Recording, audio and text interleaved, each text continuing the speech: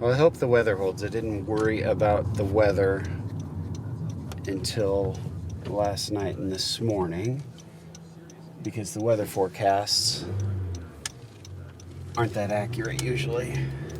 But it looks okay. I think we're going to have some clouds rolling over during this. I'm sure we will.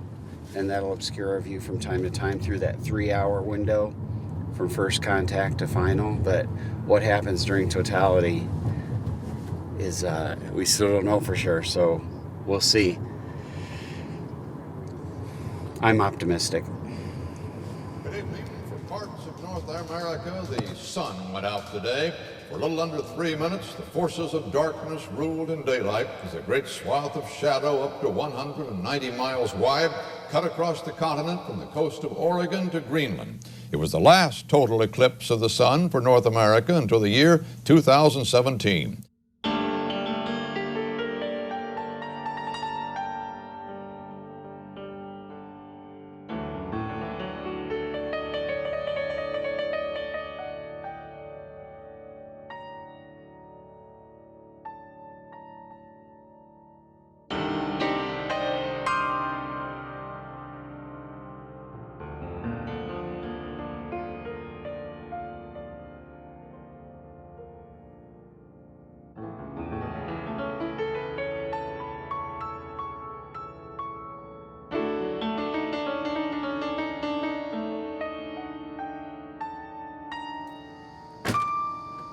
Okay, well, yeah, let's head in here and grab the key, make sure I'm not forgetting anything. Make sure. About 3 years ago, maybe even a little over 3 years ago, Matt Penn at the National Solar Observatory emailed our College of Science dean at the time, Lori Achenbach, and said, basically, hey, did you know you have 2 solar eclipses coming up? And it was kind of a long email. And she forwarded that email to me. Because I do the public astronomy program here in the physics department. You know what? I don't know that I have a diagonal, so we'll have to... I read the email and I was kind of in shock at that point because I knew that there was probably a total solar eclipse coming up, but I didn't know the day yet. I didn't know that it fell on the first day of classes for us in the fall semester 2017. I didn't know that we were going to see a second one. Costs associated with this. One of the names that people see most often associated with the SIU eclipse is Bob Baer. He was actually the one that brought the eclipse to the administration's attention and said, hey, we need to be prepared for it. He's eating, sleeping, breathing the eclipse. And so I was just in shock at that point because I realized how big of an event this could be for us, the amount of outreach we could do around it, and the implications that we had for research to this area. Good morning and welcome back. We are live in Carbondale, Illinois, probably one of the best spots in the nation for totality. That is why the world has converged on this spot in southern Illinois. Joining me now is the man who helped bring the world here to town. This is Bob Baer, SIU.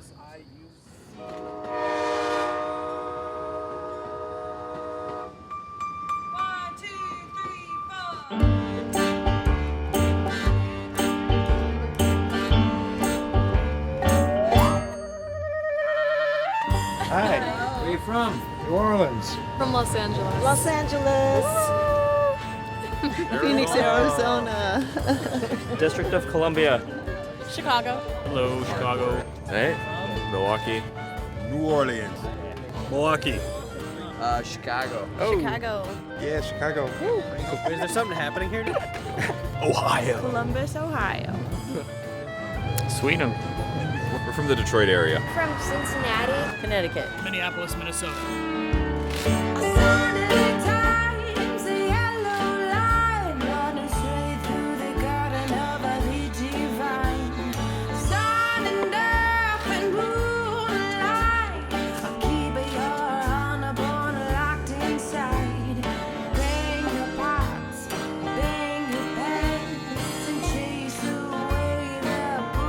We got the Total Eclipse of the Sun stamp from the U.S. Postal Service.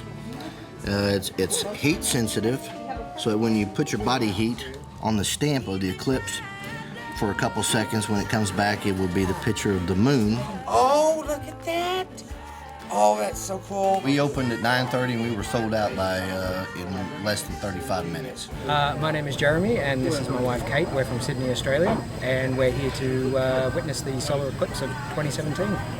I'm Bharat Adur from Mumbai, India, and I'm seeing my 15th solar eclipse from Carbondale. Hey, how's it going? Arizona, USA, baby! You took us a day and a half to get here. 5 states.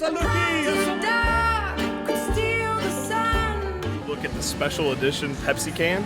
It features a solar eclipse and the SIU website to guide people to all the activities that are going on at SIU surrounding the eclipse. 5 million of these Pepsi cans will be going out to the Pepsi Mid-America territory, which covers parts of 5 states, including Illinois, Missouri, Kentucky, Tennessee, and Arkansas. Hi, I entered the Cristados Eclipse Cookie Contest. Cristados is a local bakery here in Carbondale. My design features the sun hugging the moon.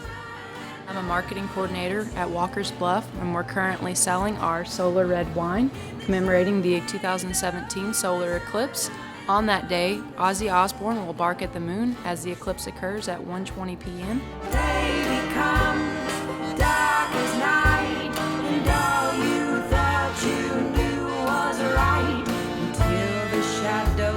The same artist who created this design that I'm wearing also has created a line of t-shirts where each shirt is actually hand painted right directly on the shirt, and they're very beautiful, bright colors. Each design is totally unique and one of a kind.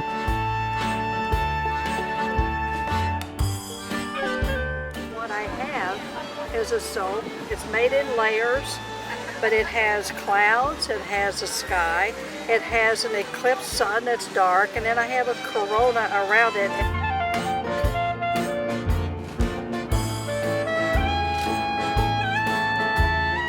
And I'm Miss Illinois 2017, and I'm so happy to be spending this year's solar eclipse here at SIU in Carbondale. This is the coming eclipse, and it's 2 gourds and covered with solar flares, and I designed this for a flower show in July of 2017. Guess what? It got Best in Show. That's good. From Austin, Texas. Austin, Texas. Yes. Say hi. Oh, there it is. I'm from Hamilton, Ontario, Canada. I traveled all this way so I could see the eclipse today here in Carbondale. Louisiana. Chicago. Yes. Chicago. Wisconsin. What are you all here for? Breakfast. Nice place to get it. This, so basically an Amazon box. So I use these, like I said, this glass. I think they're like around like shade number 5. So I have 3 of them. So 1 in the front, 1 in the middle, and 1 on the inside. And it's nice and dark for you to use, for to look at the like the eclipse. And it's honestly it's nice and dark, like shade 14. So can you put it on just so I see? Yeah, just make sure you don't make fun of me though. I don't know. I look like Boxytron. And I've been waiting for this eclipse my whole life. The last time one came to the continental U.S., I was 13. I'm going to witness my first total eclipse ever. I'm not an eclipse chaser, and I'm not going to go around the world looking for them, so it's nice to see it nearby. And I'm totally stoked to be here. It's just a once-in-a-lifetime opportunity.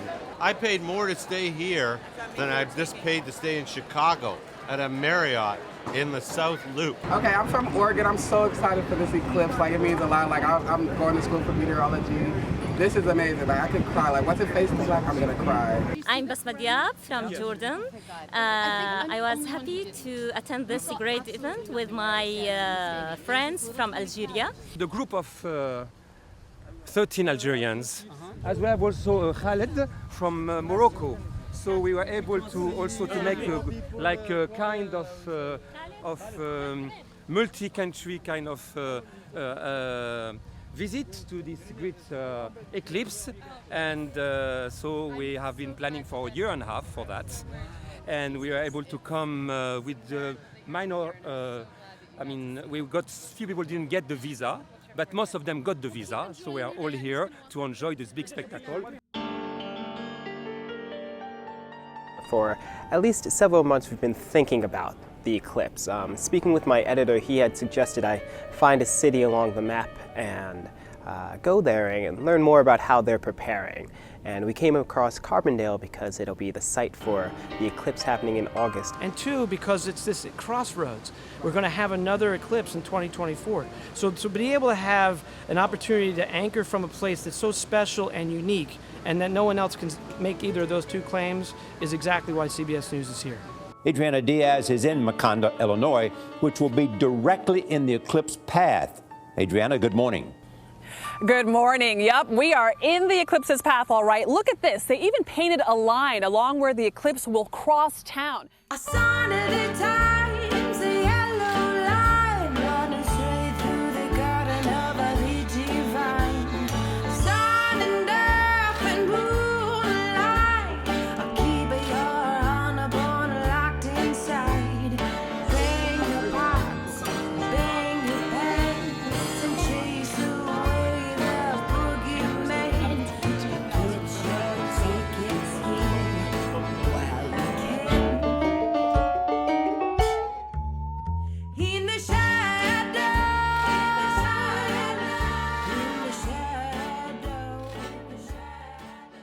This is WSIU in Focus. I'm Jennifer Fuller.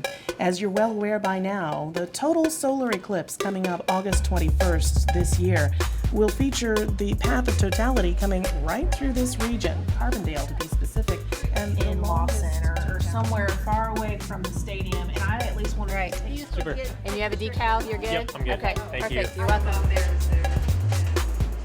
The eclipse was going to happen whether we wanted it to or not. People were going to come here whether we wanted them to or not. We knew that if we didn't create structure for the guests that would be coming to campus, they would create their own structure. And the only thing we could compare this to really was Halloween, what Halloween used to be like here.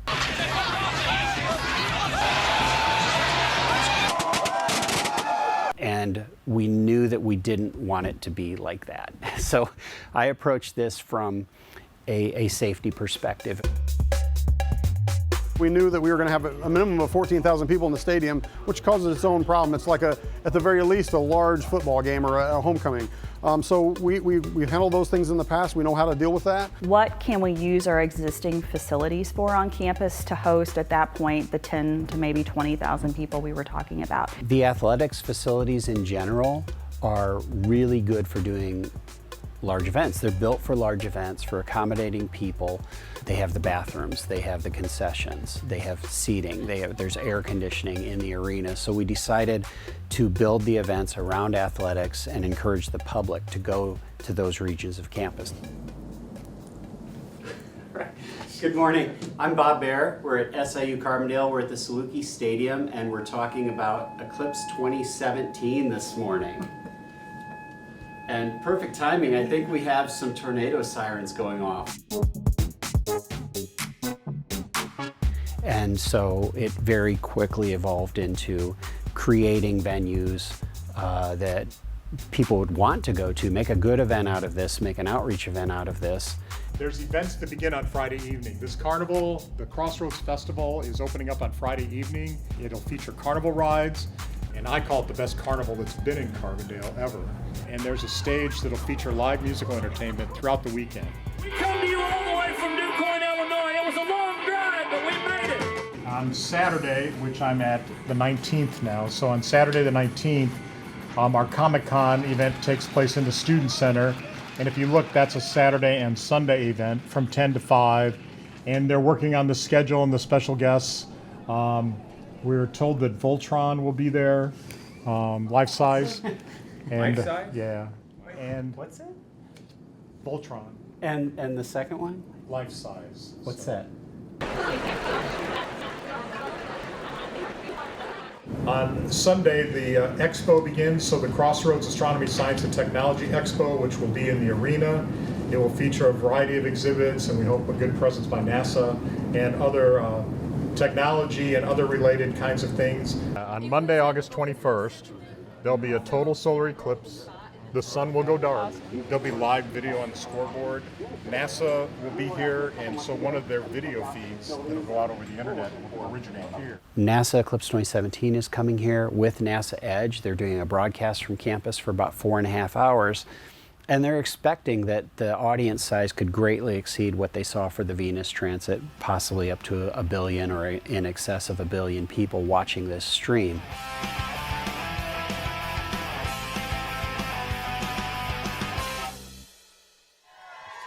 Hey, welcome to NASA Edge. An inside and outside look at all things NASA. What a great astronomical and sunny day. With a lot of our friends out here to enjoy this. I mean, look at the crowd behind us, you know? Yeah, so there's a lot of events on campus. We are ready for launch. Are you guys ready? You guys go up there? All right, let's get guys on the balloon launch in the stadium. I've seen a few of these practice launches so far. They're really cool. The balloons have ground stations that resemble large satellite dishes that track the balloons and then pull down live feeds as the balloon is flying. One of which will have 3 student experiments on it. That will launch first at 11:50 a.m. The second payload, which will have the video payloads on it and be live streaming the shadow of the moon when it comes across, that'll launch at 11:51 a.m. You know, I especially like the beer down here. Oh, yeah. Yeah, Dunkel Dog. That's good stuff. Are you happy with the launch? Very happy.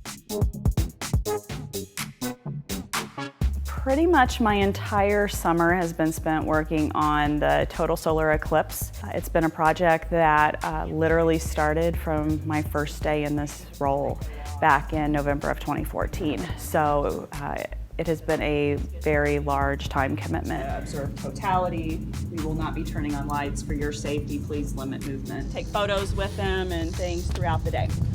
So then from there, I should have this all memorized now. So the team that we're working with from NASA at SIU Carbondale is Eclipse 2017. In addition to coming here and covering the events, they're also helping us with the events here. So they're taking part in the expo. They've been assisting us with some of the planning for what's going on in Saluki Stadium, as well as the other groups, LSU, the Adler Planetarium of Chicago. They're playing a big role in that.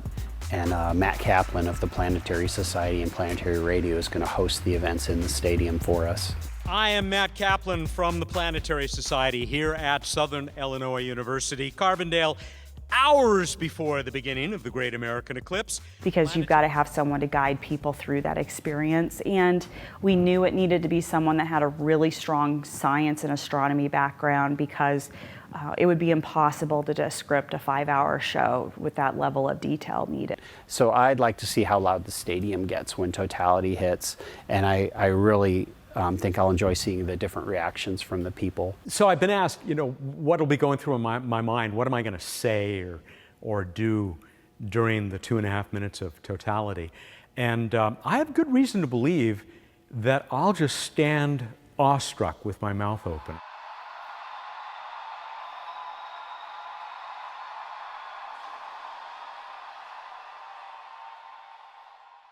But until then, we'll send it back to the main stage with Blair. Thanks, Franklin. Welcome back. We're getting a call. We need to go inside the stadium right now. They're about to launch the balloon for the Louisiana Space Grant Consortium. So let's go to Kevin. We're basically in the countdown. We've got maybe 30 seconds, half a minute left before the first of those balloons gets let loose. Michelle, are they going to do a countdown? They will do their own countdown, so we're going to let them do their thing on their time schedule. So they're almost there. 10 seconds, guys.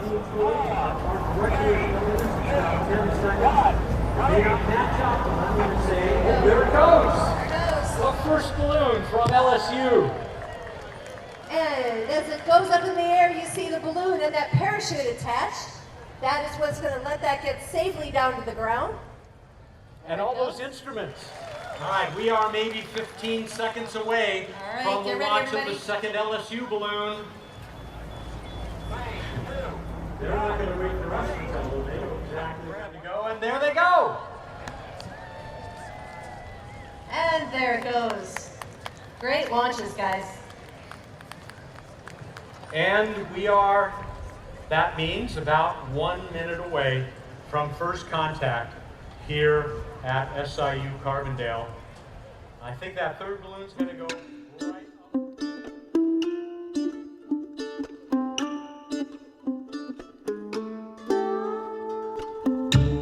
Certainly in modern times, and by that means since total eclipses were predictable, so since the 18th century, the experience of a total solar eclipse has been the same. People have known it's coming, have known what's happening, so for the most part it has not been a source of fear, it's been a source of wonder.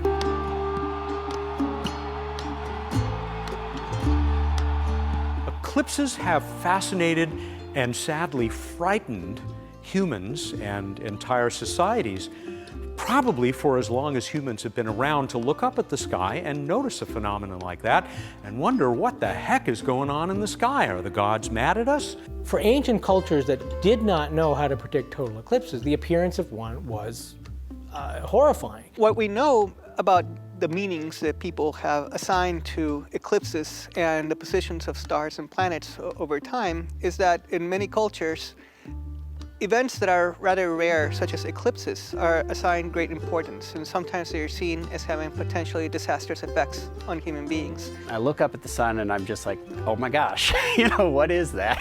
Exactly, and you understand then why people freak out when they see this, and why throughout history, when people have seen eclipses, they thought end of world, or like everybody else, I think, who sees one for the first time. About halfway through it, I thought, okay, when's the sun coming back? It's really coming back, right? So the sun comes to be seen, rightfully so, as the lifeblood of people. Without the sun, there can be no agriculture. Without the sun, there can be no fertility. Without the sun, there can be no existence. Therefore, eclipses, which are rather rare and difficult to predict events, are rightfully seen with caution. Because anything that affects the sun could affect humanity and its existence. Eclipse prediction in the broadest sense goes back millennia. The ancient Chinese, the Babylonians, the Greeks, the Mayans all knew broadly how to predict the occurrence of lunar and solar eclipses, because what they figured out is that eclipses recur in a cycle of just over 18 years. If an eclipse occurs today, another will occur in 18 years, 10 1/3 days.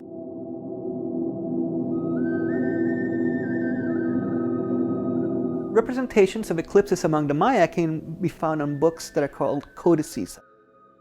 The Dresden Codex in particular, which dates to the 13th century, contains a wealth of information concerning solar eclipses. In these pages, we see a collection of representations of eclipses in hieroglyphic terms. We see eclipse glyphs that are these black and white winged images that have a sun in the middle. We also see this particular image of an eclipse glyph that shows a serpent that is attacking an eclipsed sun. And that was a common way of speaking about eclipses, the idea that when an eclipse, a particularly solar eclipse, occurs, all kinds of things that are not visible during daytime to the naked eye become visible, such as constellations that might be around the sun at the time. However, what they did not figure out was how to map precisely where the path of totality, where the total eclipse would be visible. That required much more sophisticated understanding of the solar system's mechanics and mathematics.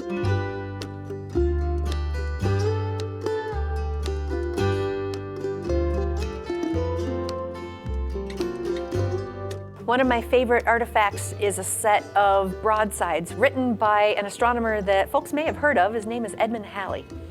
And he did some eclipse predictions, and he created a map of where the eclipse was predicted to go in England in the early 1700s. And so he came up with this map, and you can see this nice swath of part of England that was going to see totality. And then the one sitting next to it is a revised version that had where the eclipse actually went. So you can see there's a difference in between the first one and the second one because he was off by about 20 miles or so in his prediction, which for the early 1700s is not that bad. The first total solar eclipse, and then the next one's going to come back, I think April, close to Passover, or April 18th, 2024, a little under 7 years. The same location. What's your chances? Ask the scientists, ask the people, what's your chances that track, and this track's going from west to east, but the next track, April 18th, close Passover 2024, going out from the south to north. And like X marks the spot, 2 solar eclipses 7 years. It's never happened. You know, in southern Illinois, maybe it's happened in other places, I don't know. But when that April the 18th of 2024, when that comes, that final, I believe that could be the end of the world. That's it right there. I'm not saying it's the end of the world. I'm not saying Jesus is coming back that day. I'm just saying, is there something significant? There's even a lake just outside of Carbondale called Devil's Kitchen Lake. I mean, you can't make this stuff up, folks. Are you serious? In 1878, on July 29th, a total solar eclipse crossed America's western frontier, the Wild West. The path of totality that year went from Montana Territory down to Texas.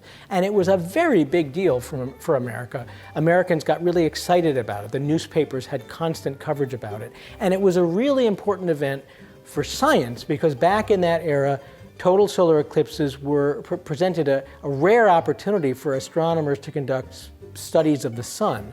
And so dozens of the era's top scientists traveled from Europe and from the eastern part of the United States out to Colorado, Wyoming, Texas to conduct their studies. And among these folks, in fact, was Thomas Edison, who traveled to Wyoming to conduct his own eclipse experiment. But that eclipse was important in other ways as well because it occurred at a time when the United States was just getting its legs in terms of becoming a scientific power. The United States at that time didn't have a very good reputation in the sciences. We were kind of looked down upon by the Europeans as, you know, we were an industrial power, but intellectually we were kind of lightweights. Here was a chance for the United States to show what it could do in science. Now, in 1878, as I write in my book, while many people knew that the total eclipse was happening, quite a few people, particularly in Texas, did not get word. And they were out in their fields on a July afternoon when suddenly it goes dark. And they looked up in the sky and they saw this heavenly crown. And many of these folks were deeply religious and they were absolutely convinced that it was Judgment Day. It was Christ returning. And many of them fell to their knees in prayer, ran to church. But one gentleman took it a step further. He decided he was not going to wait for the apocalypse. So he, in the middle of the total eclipse, grabbed a hatchet, ran home, decided to take the life of his young son, and then he took his own life with a razor. So for example, today's word disaster, which is the research that I do, comes from the old Italian disastro, which is the idea that a misalignment of the stars and planets can have catastrophic effects on human beings. Are you serious? It's the Doomsday Eclipse.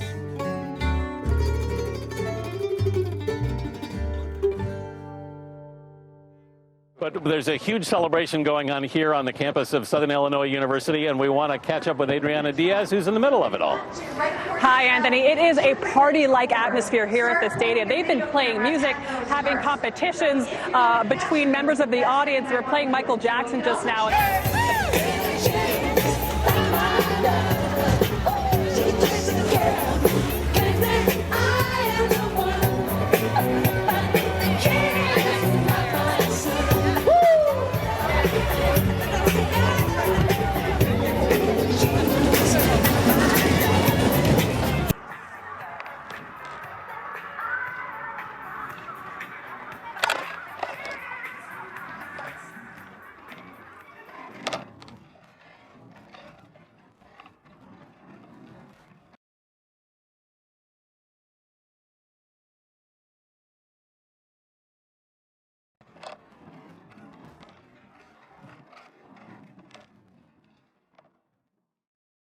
This is going to be, what do you think this is going to be? The sun. Nope. The moon. Nope. This is going to be the Earth. Okay. And this is going to be the moon. So does everybody have one of these? Yes. And what do you think this is going to be? This is going to be the moon. And you know what? The size is kind of, you know, the moon is much smaller than the Earth. Okay, so that's why this is going to be smaller. Yep. Where's the sun? Okay, well, I'll give you the sun while you're working on building these. it's really a very simple phenomenon. You simply have one body called Earth, the one that we happen to live on, the one Carl Sagan called the pale blue dot.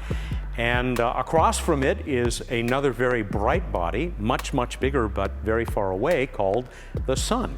And yet another object gets in between the two, and that would be our moon. But it's going to be in just the right spot where a certain place on the Earth, the entire sun is going to be blocked out from our vision. So if you're within the point at which the shadow of the moon falls on the Earth, if you're within that very special place, then you get to see a solar eclipse. And of course, what we're all looking forward to seeing here at SIU Carbondale. Most human beings have never seen a total solar eclipse.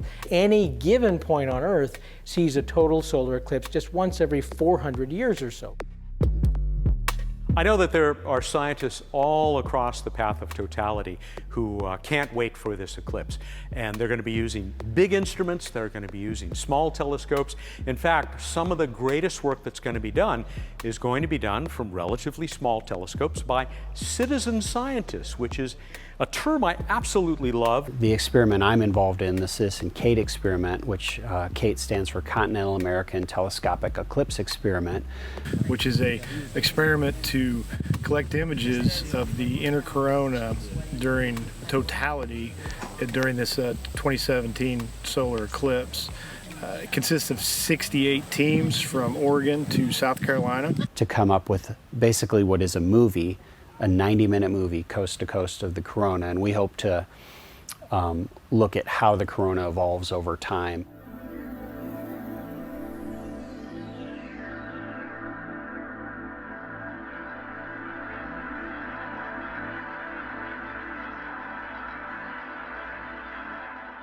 Toward the end of the partial phase, as you're approaching the total phase, maybe 10 minutes before, that's when things really start to get interesting. So first of all, shadows get very interesting. They become extremely sharp. They're not fuzzy the way they normally are when you have a large sun in the sky. The sun has become effectively a point source of light, and it makes everything very sharp. But also, you will see on the ground under trees where light is dappling the ground, instead of just points of light, you'll see little crescents everywhere. There's little spaces in between the leaves, and those are acting like pinhole projectors and projecting images of the eclipse down onto the ground.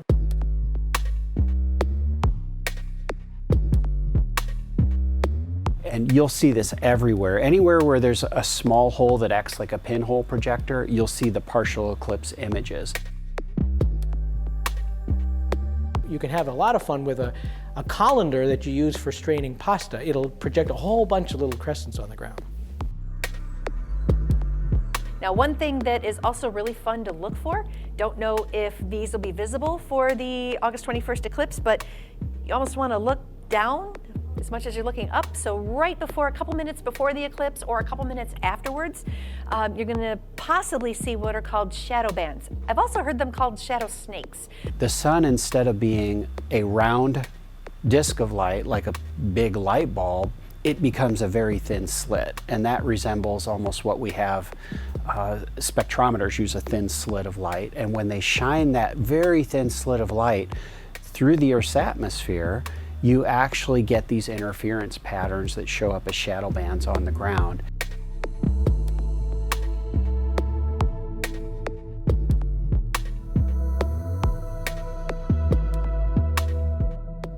About 20 minutes or so before, the light levels start to change a little bit as you get to those real high partial eclipses. You may hear insects or animals start reacting as if they think it's time to go to bed, because to them, it is time to go to bed. It looks darker out. There's certain species that don't have an internal clock, so they just react to darkness.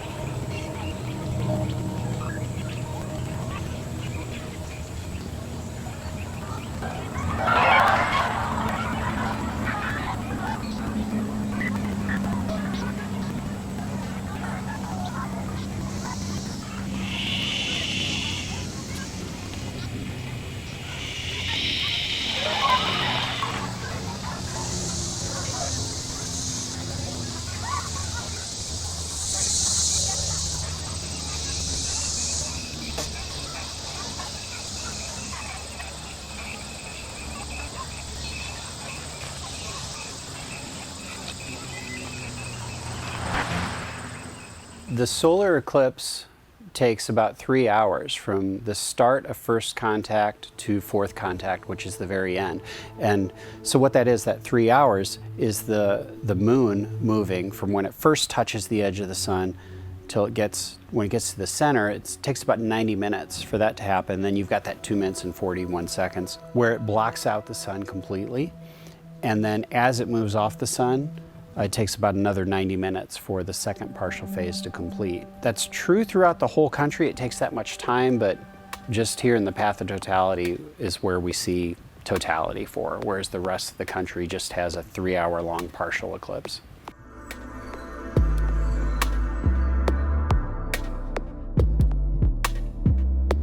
The diamond ring during a total solar eclipse, it looks a lot just like a diamond ring, like with a single solitaire diamond on it and then a ring around it. The ring is the corona starting to appear.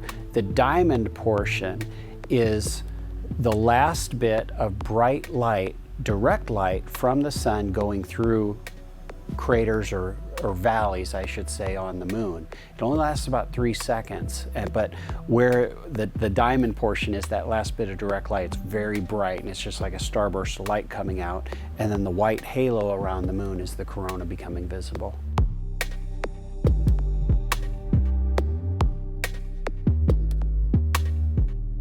Many, many people have seen partial solar eclipses. A total solar eclipse really is a fundamentally different experience, and it's much, much rarer because it's only then that you can look at the sun with the naked eye, and even though the surface is covered, you can see what's around the sun. And it is just the most glorious thing you've ever seen. I'm sure people have seen these really cool pictures of the corona, and you see these coronal streamers coming off. You can actually identify the poles of the sun, the north and the south pole, from those images, and you can see these streamers sometimes loop around and they show different features. We can use that to map the magnetic field of the sun and learn a little more about it. And then on top of that, you may see flames, what look like flames coming off the sun, called solar prominences, that are this deep red color. But more than that, by looking at the sun, you actually get a sense of the space between you and the sun. You're looking 93 million miles out into space at this object out there, and it's just an overwhelming experience. It just really makes you feel puny, but also as if you're part of something enormous and magnificent. And I just have found the experience to be really meaningful and emotional, and even though I'm a science guy, I have to say it's spiritual.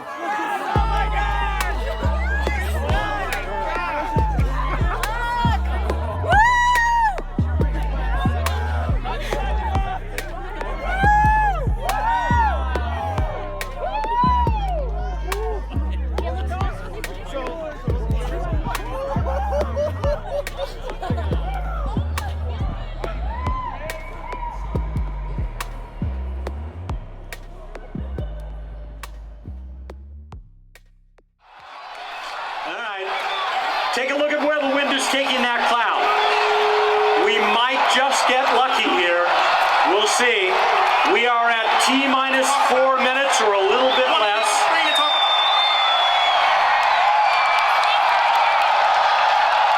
Let's see if we get another quick shot of the sun here.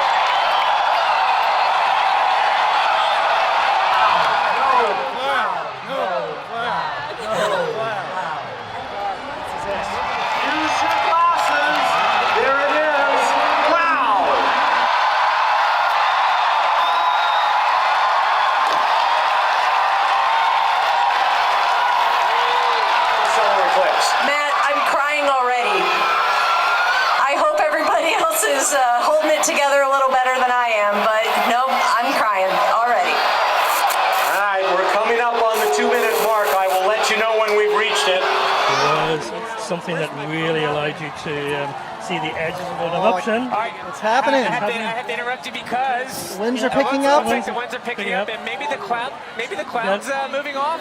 So we may get totality. Yes, it's happening. Yeah, it was spectacular.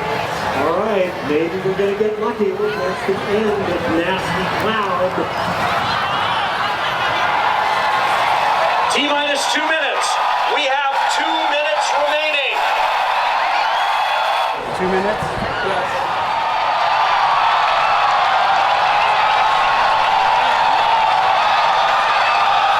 So, even if we miss the beginning of totality, it looks like we might have a shot, even if that cloud is not completely moved.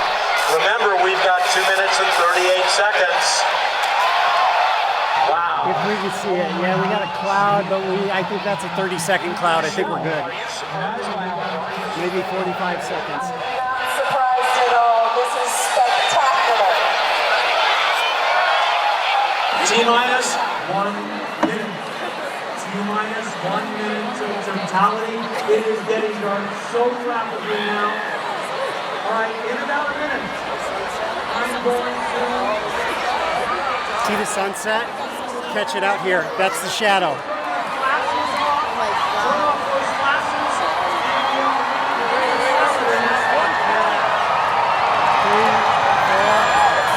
Diamond rig!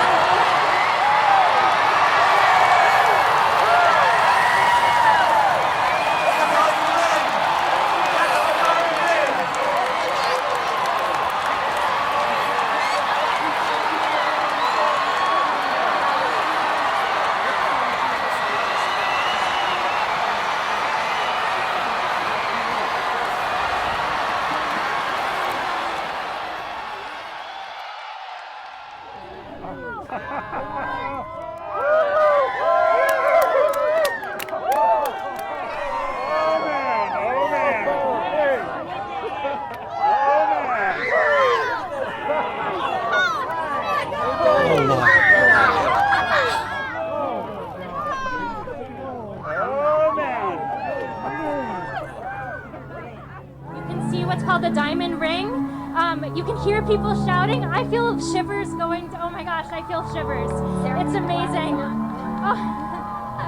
Look at that. Look at that. Woo!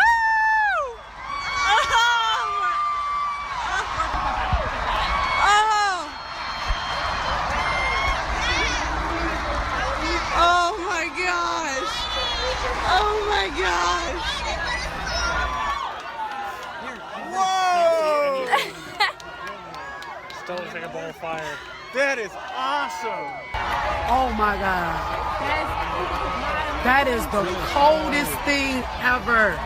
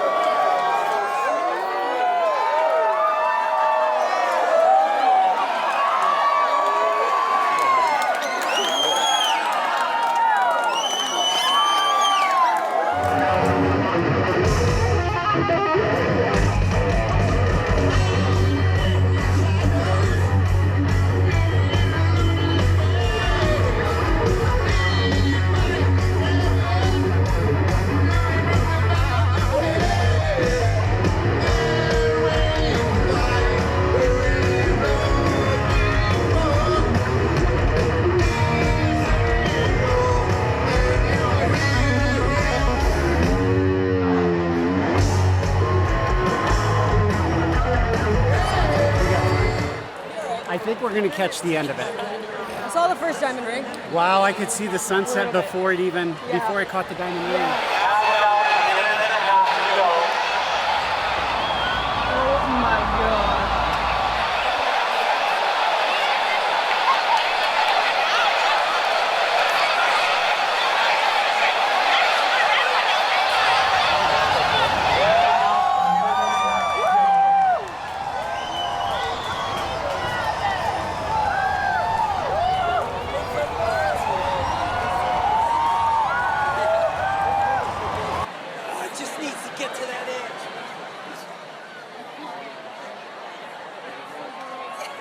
Yeah, we're taking data. Do you see Venus? Oh, look at that. Check it out. Jupiter. Hey, there's Jupiter. Jupiter's there. Venus, I would have to go to the center of the field to see Venus, and I don't know that I want to leave this.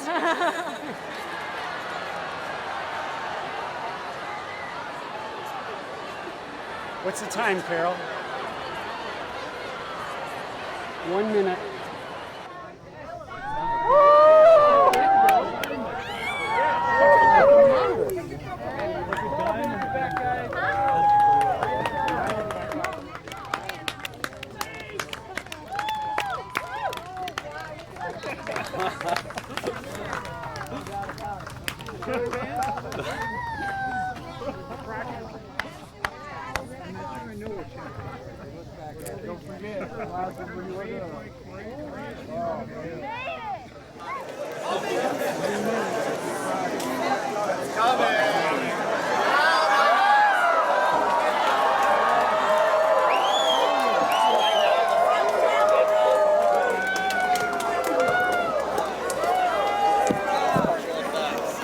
The sun is coming back up from complete darkness right into full totality.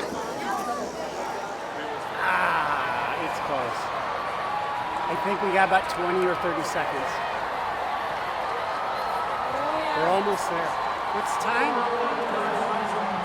Where's our timekeeper? Carol. Carol, what's the time? Carol.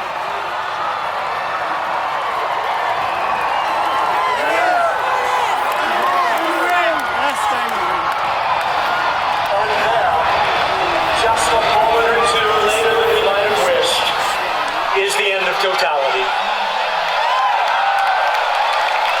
Remember to use your glasses again. Go back to using your glasses as the lights come back on. Hey everybody, check out the tarps. We might be able to catch shadow bands, so keep an eye on the tarps. I see them. I see them. I see them. All right, Michelle sees a shadow band out there near the 50-yard line.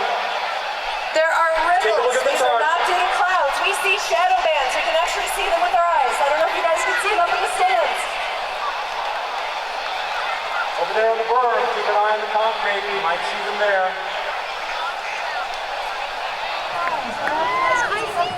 That's cool. That's the atmosphere. Over there on the berm, keep an eye on the concrete. You might see them there. I've never seen this before. That might be it. It's really quick. Congratulations! You have just been part of one of the greatest natural phenomena any human can witness. Give yourselves a hand! This is at the point I'm just at a loss for words. Words are failing me right now.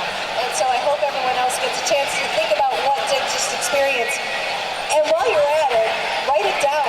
Get the notes pad out from your, if you have a cell phone camera, or cell phone, sorry, that has a notes app, get that out and write down what you just experienced. If you've got a pen and paper, do a quick sketch. Tell your friends and family, text them, and let them know what you just went through. So y'all did great. I hope everybody had a great time seeing totality. And this was not just something that we experienced as individuals. This was something that we shared as a community, and you are sharing it with millions, maybe tens of millions of people across the path of totality, and hundreds of millions of people who were able to witness a partial total eclipse. But we were pretty lucky. We got to see totality. All right, We're now back in Carbondale, Illinois, and are joined by Bob Baer. He's the co-chair of the Solar Eclipse Steering Committee here at Southern Illinois. We almost didn't get our eclipse. It was so close, but we got the best two parts. We got the diamond ring at the start, we got the diamond ring at the end, and I was able to see some chromosphere, little Bailey's bead at the start because I was looking through a telescope. Pretty special moment. Thank was. you, Bob. All right, we'll have a final word and some final images when we come back in a moment.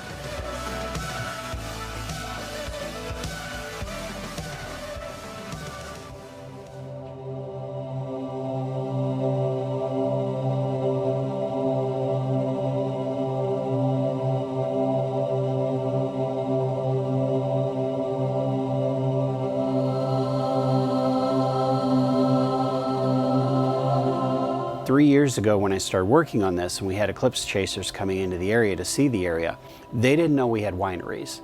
They didn't know there was a university here, not like this. They see the natural beauty throughout Southern Illinois and they see the campus. They tend to like it. It's really, really good exposure that's needed for this area. We still have a good university and a beautiful campus here. We need to let people know about it. And you'll put SIU on the map, no doubt about it. I want SIU prosper and take off. Thank you, Carbondale. Thank you. There are wonders happening in the sky and across our universe that we puny humans, because of our minds and because of our curiosity, are able to understand. That's the kind of scientific curiosity that we want to encourage in everybody who's going to be in Saluki Stadium, but also people all across the planet. It will be an opportunity for all of us to come together around something that is not political. It's just about being together on this planet at the same time and enjoying this amazing natural spectacle. This eclipse is coming at the right time to distract us from our bitter divisiveness.